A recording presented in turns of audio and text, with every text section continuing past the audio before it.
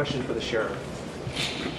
The code red alert system has come under a lot of scrutiny in recent days, and now there's reports of a timeline on Friday morning where an Ingram Volunteer Fire Department commander asked a Kerr County Sheriff dispatcher for the code red to be issued. The dispatcher says, I can't, I have to get a supervisor's approval for that.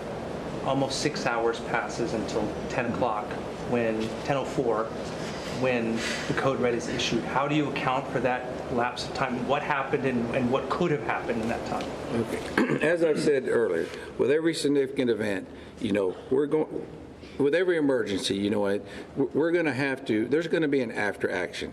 Please, y'all, listen to those words, after action, okay? Those questions are going to be answered. I believe those questions need to be answered to the family of the missed loved ones, to the public. To the people that put me in this office, those need to be, and I want that answer, and we're going to get that answer. And I know that's going to be asked over and over. Please understand that. We're not running, we're not going to hide from everything. That's going to be checked into at a later time. I wish I could tell you that time. I don't know that time. Let me share something with y'all. One of the main things I've been doing is going and visiting the family. We still have some of those missed loved ones here. I'll go visit them twice a day. As a sheriff, what I want is I want closure for those people. Okay, and those are important questions. We will answer those questions. I wish y'all would bear with me in that. Okay, bear with me. We'll get them. I can't tell you in a week or two. Okay, we're going to get them. I'm not trying to deflect them. Okay, my primary. I asked you. I've been in this business 36 years. I don't know if any of y'all, how many of y'all have gave notifications, death notifications. I've done them. What is worse, a death notification or telling somebody I don't know where your loved one was? That's my priority, okay? Now, please understand that. Sir, Sergeant Lamb. Sergeant Lamb. Tammy from the Hill Country Community Journal. Yes, we talked a lot about the recovery effort, and it's amazing, but I wonder what we can tell the displaced families. Where do they go? How do they get in touch with FEMA? I think there's a lot of that, and we haven't had a chance to discuss it. Right, so unfortunately I don't have the FEMA number. I know there is a FEMA hotline specifically for this, and I don't have it at my fingertips, and I apologize for that. We are pushing out the recovery information through our social media posts.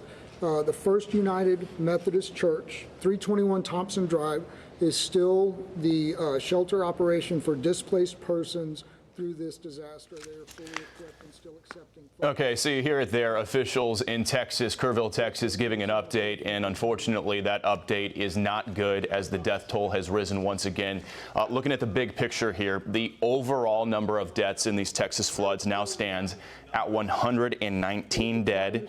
We are now told there are 176 people who are still missing. Now, of that, just in Kerr County alone, we're told there are 95 people dead and 161 people missing. Again, that is just in Kerr County.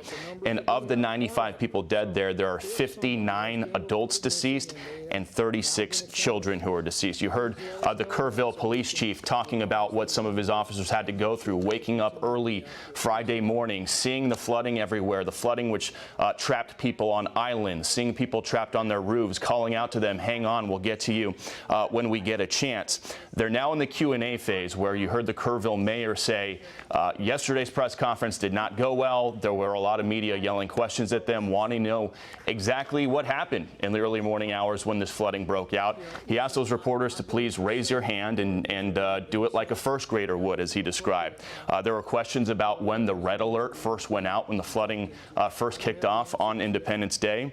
A reporter talking about a report that came out that said there were 6 hours that passed when that red alert was initially requested by a volunteer fire department and when that red alert actually went out and happened. Now, you heard the Kerr County Sheriff there say, unfortunately, he doesn't have answers for them. Bear with us. They're going to do an after-action report. He says they're not hiding from anything. They're not wilting away from questions, but they just don't have answers for it right now. So we're going to keep tabs on this press conference, but the headline there, 119 dead in Texas, 176 still missing. That number of missing in particular is jaw-dropping as that number exploded since yesterday. This time yesterday morning, we were at 40 missing. That has now shot up significantly to 176. We'll continue to keep tabs on the state of Texas.